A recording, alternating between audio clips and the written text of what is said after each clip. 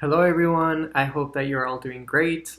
For me, this week has been quite busy, especially with work.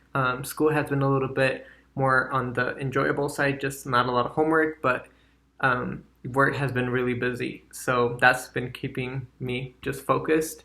Um, but other than that, I've also done two exciting things this week. So the first one was I started reading a new book, which is called All the Light We Cannot See. It's a novel. I think it's a romantic novel, something that I'm not really into, but just giving it a try because a friend recommended it. But I'll see how much I like it in the next coming days or weeks. Depends on how much I get to read. But also something that got me really excited this week was the fact that I started playing Mario 64 again, and it's just a classic, and it's just one of those games that bring back so many childhood memories. So I'm really excited about that. I've been playing it for the past 2 days, and I'm becoming very addicted to it again. So but it's okay. I'm still getting my work done. So as long as I do that, then it's all good.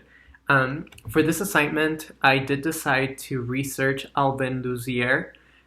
He's an American composer. He was born in 1931, and he has a very strong musical background.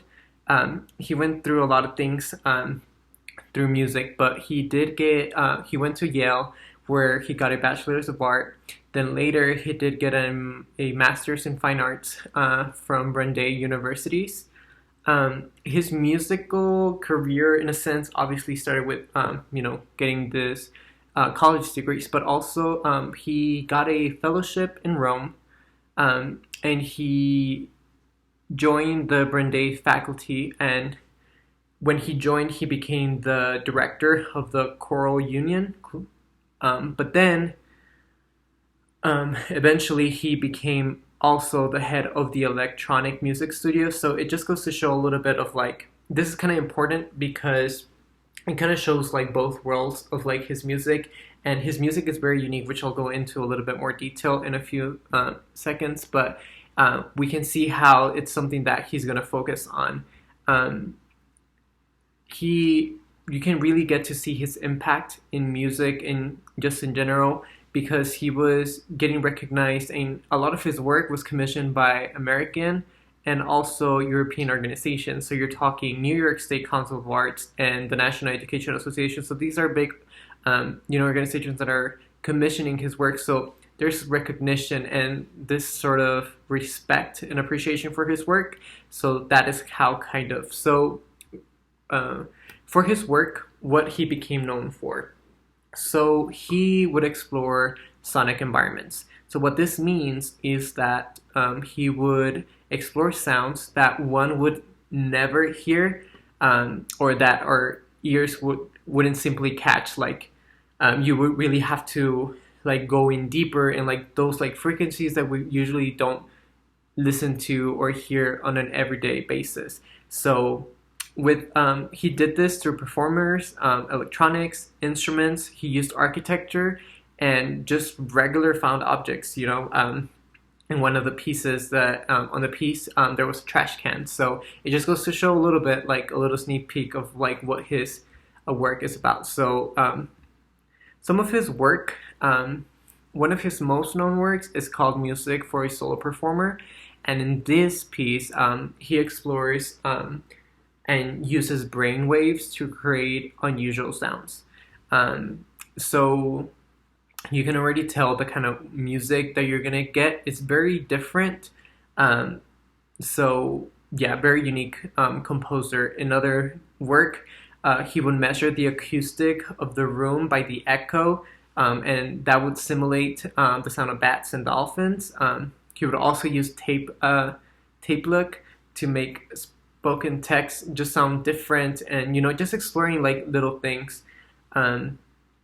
He would also use the self-sounding objects. So by that he means the instruments, but he would alter them. So what he will do, he will put them in boxes or in a pot if it fit. And the way he would compose that was by walking around a hallway or a room and just seeing how he really, it wasn't just about playing the instrument. It was a lot more about how can we affect the sound and how everything, it's not just the instrument, but it's also the surroundings that really affect the way the sound. He mentioned something about like even footsteps or just something as simple as that has a really strong effect on the music. He would also use solar power to integrate flows of light and sound, which again, very different and something that you wouldn't really expect from classical music. And in other works, he would measure the temperature, the air current, footsteps, the timbre, and the rhythm of a song. So you see, these are all things that he knew that would affect it, like the temperature. That's something that personally I had never imagined about music. Like, why does temperature have to do with it? But it turns out that it does have an effect. So that's something that I found fascinating about this composer. So, and I know this sounds crazy that he would use all these little things, but or like all these like different, um, sources of sound and music. But he eventually did get to compose music just using traditional instruments. So that's something important for us to also notice.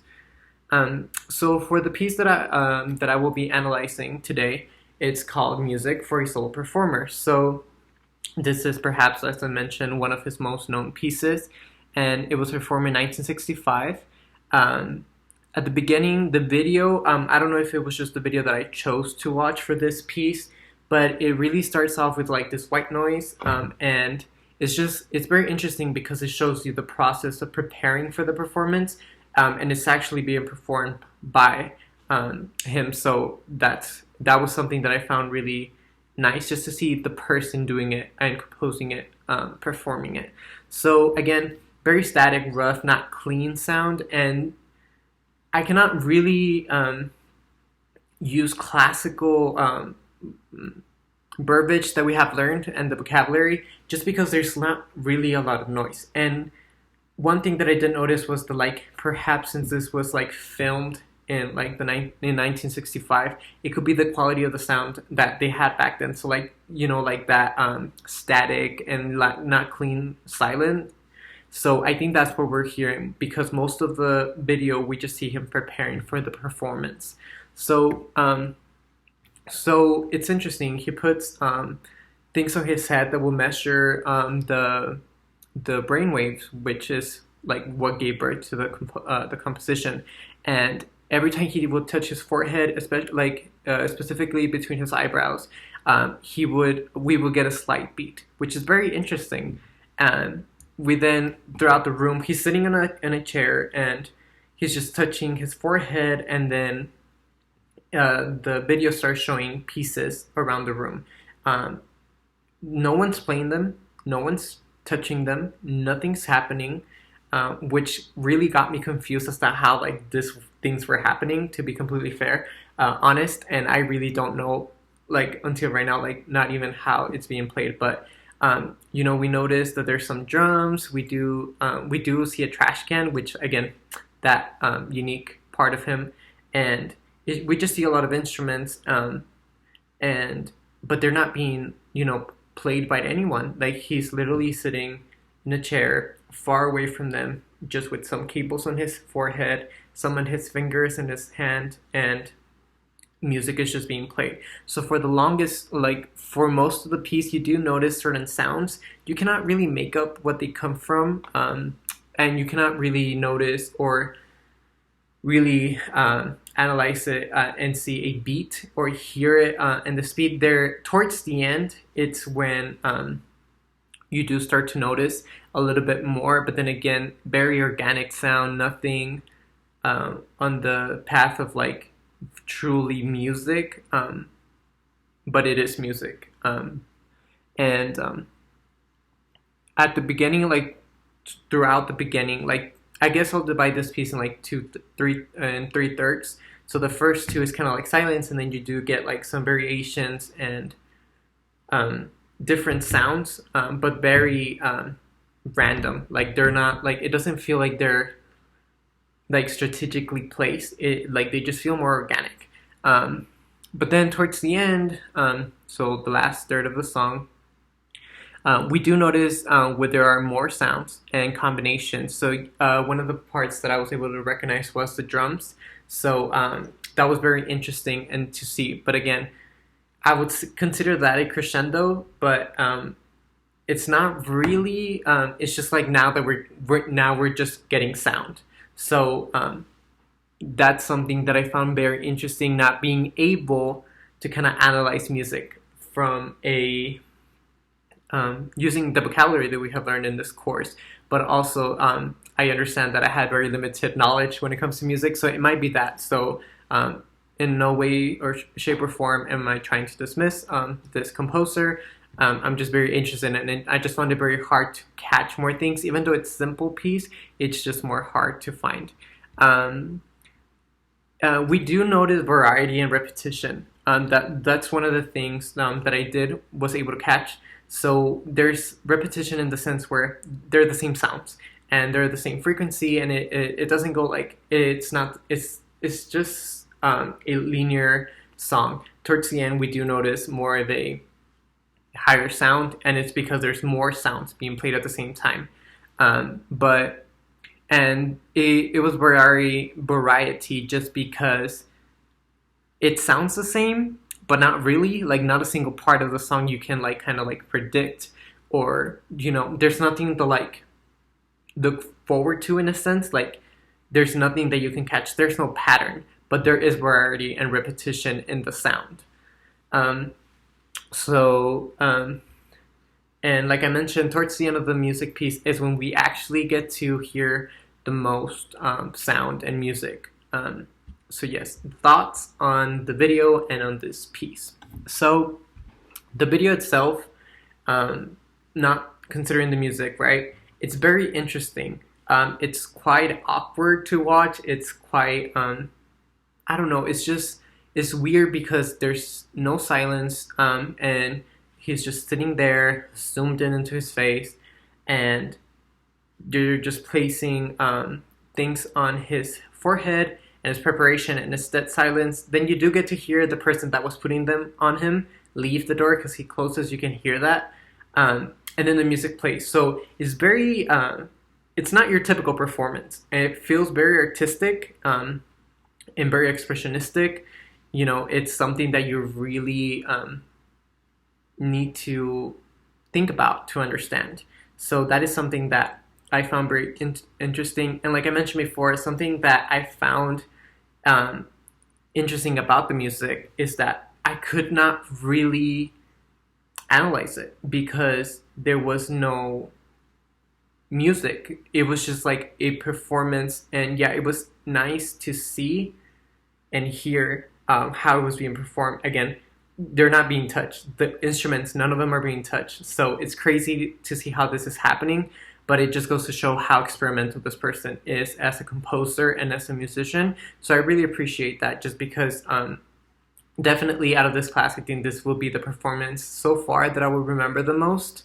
And I think like what kind of like connected me back to the class was to see how like this is kind of like a new sound, and how I guess how many people will not consider this music, or how many people will be against it, or how many people would love this, and what like this kind of expressionistic and experimental sound made in music, like what impact did it have, like what happened after him. So that's what I see. Like I know we're going like in stages and eras of music, so I feel like that's how it connected. And also like I'm just thinking, was there clashback? Most likely. I mean, it's very unique. I really recommend you watching the video.